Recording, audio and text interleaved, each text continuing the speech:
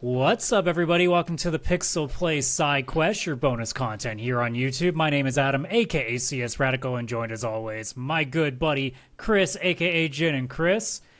And it's time for another top 5. And hey, we got a series started because Sony made me do it.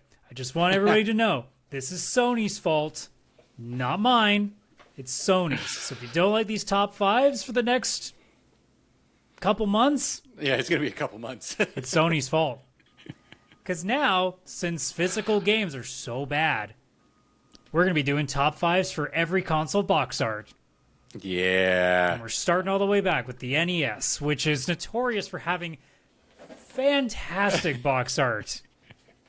Can you tell the sarcasm in my voice? Oh, there's so much at box Thank God art. we haven't There's gotten to so the Sega Master System yet. Then we'll just be like, all right, which one in the weird graph paper fucking designs were? Okay, I really do like Afterburners because at least it's got a fighter jet on it. That's something. Yeah, that episode's gonna suck. I'm not gonna lie. That episode. I feel like we're just gonna go to Genesis at that point. I don't know if Master System's one that's qualified. Oh yeah, I don't know. I don't think so. I don't think so. And no, we weren't gonna go back to the Atari days because I'm not old enough. Fuck that. No, I'd have to I don't know. I'd be lying ET at this 5 point. times. No, it's all ET. That's it. I just choose that over and over and over and over. But anyways, we are doing our favorite 5 box arts. Now, we have our own different criteria for it. Let's be honest. It's not just, the best games with box arts. There could be some real random ones in this if we wanted it to be. Oh, yeah. There will be. I have one real random one at number 5, which I'm so excited for. I have a couple of, one of them is definitely random, but, I would say, they're all relatively, it's not a game you've never heard of before. One of them might be, but that depends on if you've had a collection or something. You might have at least heard of this one. But anyways, Yeah. But yeah, this is off our own thing. So reminder too, with the way our top 5s work, we have one top 5 at the end of this, but we have our own lists, so they each get points. We're going to start from the bottom, work our way up. If you get put as the number 5, you get 1 point. Go all the way up to number 1, that gets 5 points. We add them all up at the end. Google settles tiebreakers, aka Chris wins, and then we'll go from there. The meme is always right. So without further ado, Chris, I will let you start us off. And I will try to get images for everybody to see, even if they don't make the list. So. Yeah. And, it's kind of a visual at number one. 5. I'm not going to make everybody Google search before this. No, and I wouldn't want anyone to Google this number 5. For me, Adam, this is going to be fun because I got to spell it for you, I think, too. It's called Dino Wars, but it's Dynowwarz. Of course it is. Why does it look like Shovel Knight / Boba Fett's fighting a dinosaur? Exactly. It's so good.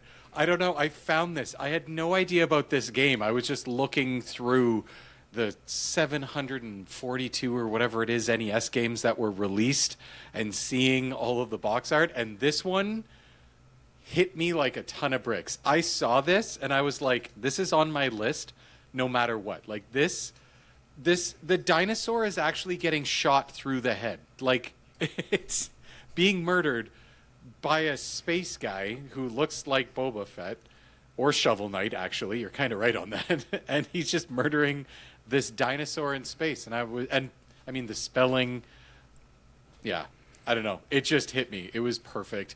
To be honest, though, I actually think the box art is very cool. If I saw this in the store as a kid, I would want to buy it right away. This would have spoken to me on my space side with Star Wars. The dinosaur stuff growing up, all that kind of stuff. This would have hit. Oh, chef's kiss, So. But you didn't even give me the full title, Chris. It's not just Dino Wars. It's Dino Wars: The Destruction of Spondylus. Yeah, I didn't write all that down. I just wrote. What is a Dino Wars. spondylus? What is a spondylus? I think it's a planet. Spondylus?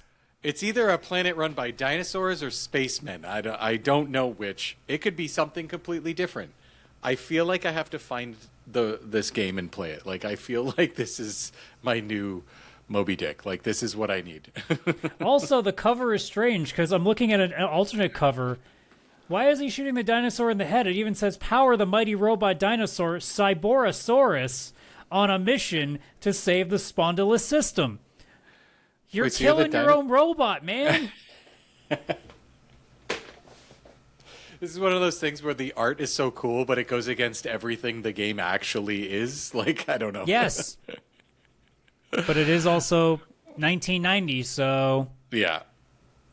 Yeah. I mean, all right, this is 5 years we know in. that's not going to be on the list, so we're just going to take that off the screen now. Hey, it has a point. It matters. And then speaking of ones that aren't going to be on the list, because there's no way you have it either, Baseball Stars 2, which was an old Konami baseball game. And the reason I like it is because from a design perspective, it's actually one of those ones that establishes everything that it wants to, but has just enough flair to it to really stand out. Yes. Yeah, that is actually a really nice one. The point of view, now don't get me wrong, the home plate not being quite in the center is bothering me a little bit. But in terms of, like, especially on an NES era box cover, for them to actually like put a decent job of making it look like it's an action-y baseball game is pretty impressive, considering that all sports games back then fucking sucked. Oh yeah, they were rough. They were rough. Like, you still played them. You wanted them and pretended to be good. that they were good. Yeah, you pretended they were good. It's all we had. Yeah, but really, actually, you want to just go back to the bubble hockey machines. Yes. Oh, yes. Yeah. So first, two things, Adam. One, this is actually a very nice cover. I do agree with you with what you said. And two, I have this game on Steam. Did you know that this game got a release on Steam? That's something you might know it because it was like a collection thing. Yeah, I've never played it on Steam. It's been in my backlog for I don't even know how long. I'm assuming that was in some sort of Konami Humble Bundle at some point. It was something like that, yeah. But then when I saw it, I was like, wait a minute, is that like NES game? That made it here somehow? Yeah, so. Yep. All right, yeah. Well, that's the obvious ones that are never making the cut come into play. All right, Chris, what's your number 4? So this one I feel is a bit biased, and I feel like it's one where I kind of just had to throw a bone to my boy Final Fantasy here. But I did go with Final Fantasy 1. Very interesting because... It was in my head when I was starting to make the list, but when I realized it, I'm like, the OG one is not great. Yeah, it's fine, but like I don't think it stands out. No, especially with Final Fantasy now. But the reason I like it is because it's almost like the Final Fantasy that we like, the path of Final Fantasy we never got. Looking at the cover, it's very like Dungeons and Dragons more than any kind of there's also an alternate Final cover Fantasy. that's a little better, actually. Oh, I really like that. I have not seen that one. Yeah. I like that. I like that a lot. So my vote goes to both of them. Just pretend both of them are the reason this is here. But yeah, the one with the orb and the city floating in the orb and an axe and a sword, these are very like Conan the Barbarian and Dungeons and Dragons. Obviously, mid-'80s fantasy, which is not the way Final Fantasy went. It obviously completely, while still pulling from it, it was not exactly the vibe that Final Fantasy ended up giving off as the series continued. But it kind of felt like the Final Fantasy that, that we never got with the cover, Like, I don't know. There's just something about it that gives that old school 80s Dungeons and Dragons that I did love. Every time I see it, I'm like, you're not the Final Fantasy I know, but you're a Final Fantasy I would have liked to know, Yeah, that makes sense. These are going to be not the greatest because I'm going to have to stretch them a little bit, but it's fine. Now, will that stay there? Maybe. We'll see. My number 4 probably is in most people's top 3, I should say, but I think that this it's really plain, so I can't give it like top marks, but it's still such an iconic cover, and that's the Mario Brothers 3 cover. Yeah, that's my number 3. Yeah.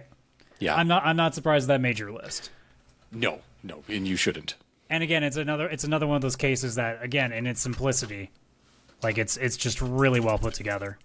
Yeah, I pops. Love it. It is one of the most like memorable Mario covers, too, as well. Absolutely. Because like the OG is not really much to talk about.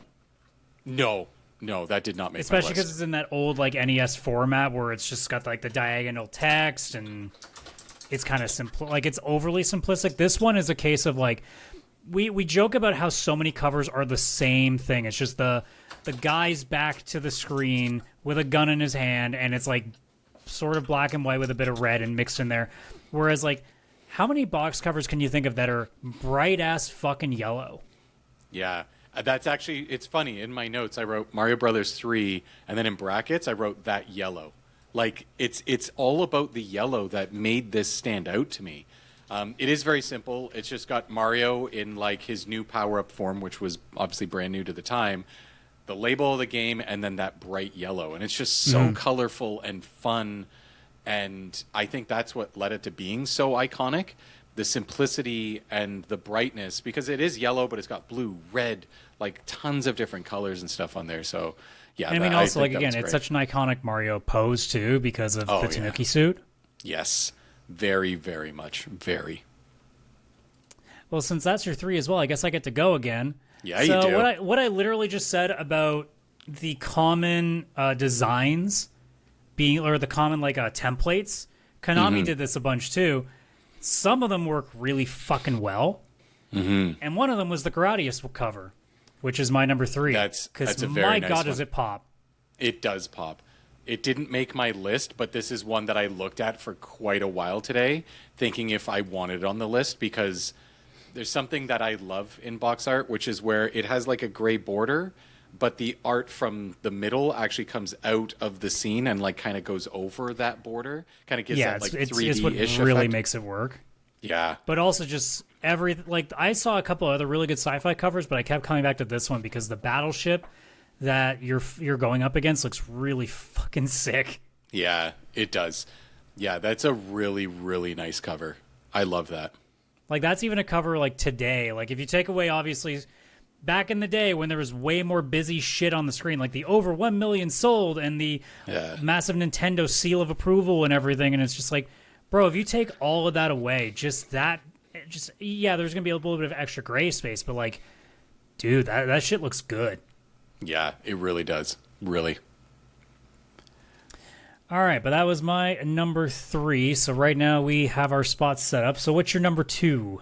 So my number 2 actually goes very much in line with your Gradius one with Konami. I chose Castlevania, the very first one. Can I interest you then?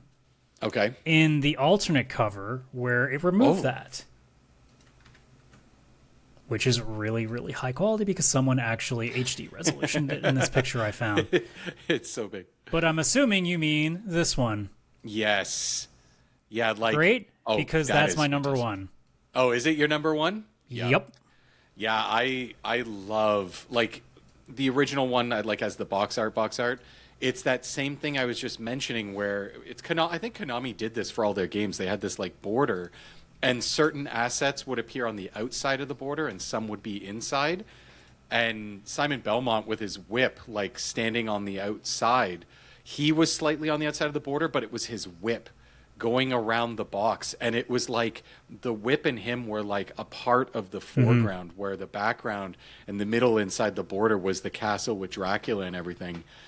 It's just, I mean, straight up, I'm not going to mince words. This is one of the most beautiful fucking pieces of artwork that I've ever seen on box art. 100%. We joked Absolutely. how the NES box art is kind of dog shit. This is the exception to the rule. This box art is incredible. In fact, Castlevania's box art for a while was really just unstoppably good. Unstoppable. Yeah, absolutely. I actually had a hard time because the first one was going to win for me. But I was looking at Castlevania 2, Castlevania 3, and I was like, these deserve almost to be on the list, but I'm going to end up having just 3 Castlevania games out of my 5. And I couldn't do that. Yeah, like Simon's Quest is fine, but I think his face kind of ruins it a little bit. Oh god, this is also a really big picture. Because it kind of has, you know how it's a little bit almost like the Mega Man artwork? Yeah. Where it looks a little rough. Like, it's still good, but it ain't that good. No, his face is a little frumpy. Yeah. I'm forgetting what the 3 art is. Yeah, 3 is pretty good, actually. Yeah, 3 I Dracula's liked. Curse is pretty nice as well. Yeah. Again, it had that gray border, certain things coming out, the whip, but I don't think anything will ever compare to Actually, number shit, one. you want to see something cool? You want to see the Japanese version? Yes, I would. That's pretty sick. That looks like a movie. Like, that looks like a movie poster I mean, aside from this weird golem-looking motherfucker, but... No, that's normal. That's fine. But if there's one really cool thing, it's like... And Donkey's video on box art that I actually remember showing Chris a while back. If there's something that you really want to see that was really cool, check out how different countries got different box arts. Yes. Yes. And the That's also different a very approaches good that they video. took. Yeah. Really, really cool. And confusing sometimes, but very, very cool for most of them. Well, that's a great segue, because I guess on my number 2 is the European version of Mega Man, because obviously the OG one is kind of dog shit, but the EU version, goddamn. Yeah, it's funny. I was going for this. My number 1 is Mega Man, this version, but I couldn't remember what region it was, so I just wrote All right, the good so one. we actually have a tiebreaker for number 1. Hell yeah. Yeah, I wrote Mega Man, bracket, the good one, bracket.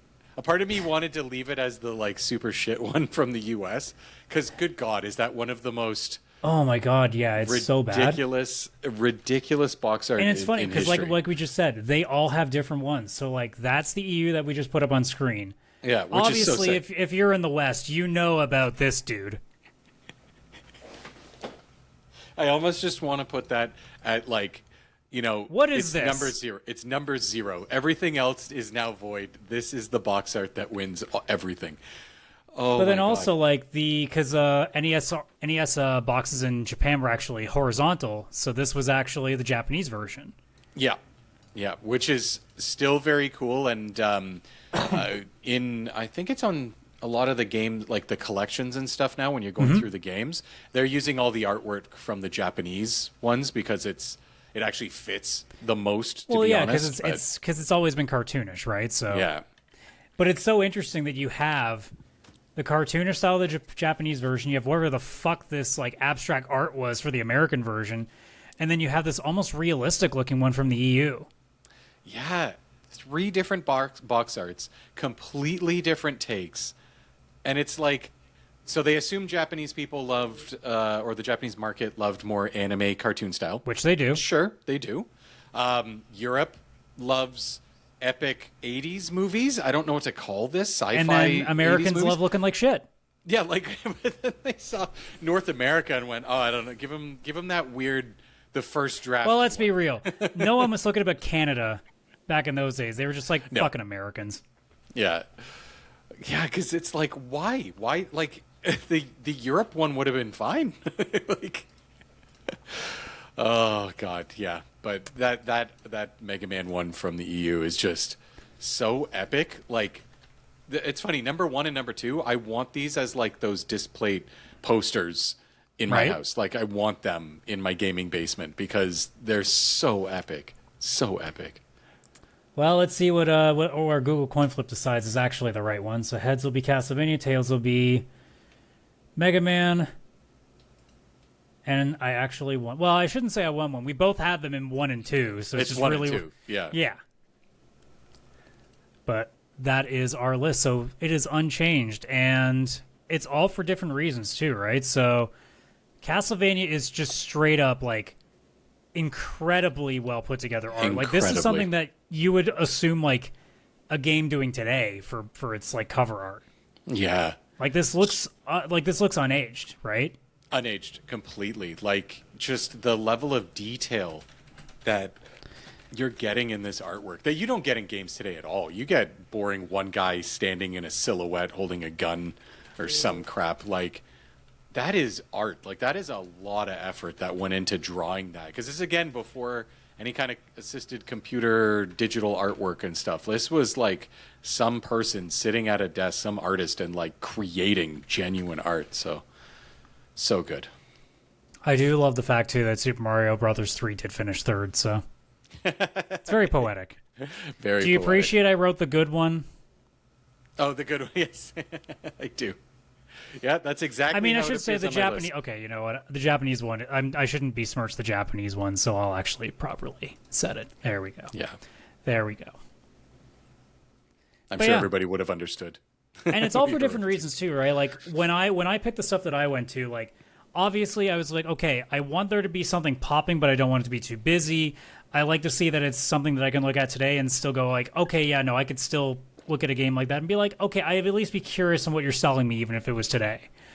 Like almost all of these actually no, I shouldn't say almost. All of these box covers, I'd at least be like, what are you selling? Mm-hmm. Final Fantasy's a little iffy, just because it's a little too plain for my books. Mm-hmm. But like the other four, I'd be like, all right, those all look sick. What do you got? Yeah. Oh yeah. Yeah. And then I would play Castlevania and realize it's a lot harder than what I'm used to. Mega Man. I don't know. It looks hard just from looking at that image. That's true. Mario Brothers would have loved. Gradius would have loved. Mega Man Final looks Fantasy. like false advertising. Mega Man looks like a fucking crazy action game, whereas in reality, it's like it's a game that you're gonna need a Game Genie for. Yeah, especially the first one. The first Mega Man is so hard. Almost all the NES ones, you mean? Yeah. Oh no, they got a little easier, and I mean a little. Easier how? The first one is so ridiculous, like beating yeah, but there's it. also platforming, and I think it's the third one that is so absurdly difficult to pull that's off. true. That's true. There is some platforming in the third one. Yeah. Oh, this is a good list. I'm looking at Gradius this. just looks like it looks like Chris is like, oh, is that my next Star Wars game? It does. That's the thing. It's almost like, hey, is this a sequel to Dino Wars? Like. Man, like if I could actually like put together a top 5 of like the worst box art, like the problem is I wouldn't know what to pick because there's so many good choices for bad box art. Yeah, that's the thing. And even then, it's like the bad box art. There's something about it where it just somehow becomes good in a way. Like it's like these are so bad, but I'd still put them on my wall because I love them. I don't know. All right, well, if you want to put Dino Wars on your wall. I kind of do, but I don't think anybody has thought of doing that. I'd have to figure it out myself. I don't think I'm going to find a 4K or some sort of image of Dino I'm going to Wars. assume probably not. No. Oh, well. It was worth a thought. Well, that was a good thought altogether. A good 20 minutes worth of thought. And I hope you guys all enjoyed that as well. So let us know in the comments below. What did we miss? I'm sure there's a bunch. I mean, there's so many. I think there's almost 700 games on the NES, if I remember correctly, when I was researching this. 742, I think. Well, there was 742 box arts. I don't know if any of it was repeating or anything. So like, there's some stuff. There's some. I should say this too. I went out of my way to not do a movie game covers because a lot of them were just the movie posters, and I'm like, that's not the same thing. No. Because I'm rating posters at that point rather than I'm rating box art. So yeah. But yeah, let us know what did we miss because there's obviously some good stuff in there. I mean, when we get to, I'm actually gonna go bring back up my list. What's going to be our next one if I go there? Because I'm actually literally going through the timeline. So next up would be, I guess it would be the, you know what? We'll take a look at the Master System. You'll know by the time that episode comes out whether we did Master System or Genesis. I mean, I could maybe go, Chris, let's try to fucking do TurboGrafx even though neither of us owned it. Just to make this last as long as possible so that we just keep making Sony jokes every episode. That's true. But yeah, it likely we'll stick to Genesis, but if we end up somehow being able to pull off Master System, I'm down because that sounds like a dumbass time. Yeah, I think this would be more of a funny episode than here's some seriously great box art. Yeah. What about Karate? It's just a fucking foot in the corner. I think it's like Alex Kidd or something. It's just a fist punching onto the box. I got to at least put that because that's one of the ones that I remember the most. Because it's such a joke. Yeah. Sorry, it was called Black Belt. My mistake. I'm sorry. Look at that shit. Why did this system not sell more? I don't get it. Also, they didn't even put the leg to the end of the screen, so it didn't even look like it was coming from the side. It's a just dismembered leg. You gotta have that nice border. I could have disrupt it. They did Kung Fu Kid. They cut this motherfucker off. We might have to do that episode. We might actually have to. But that's something to deal with next week. So everybody, thank you so much for checking us out. You guys know the drill too. Like and subscribe. We got the link tree there in the description so you can get our link to our Discord and all that fine stuff down there. But otherwise, we will see you on the next one. So take care and bye-bye for now.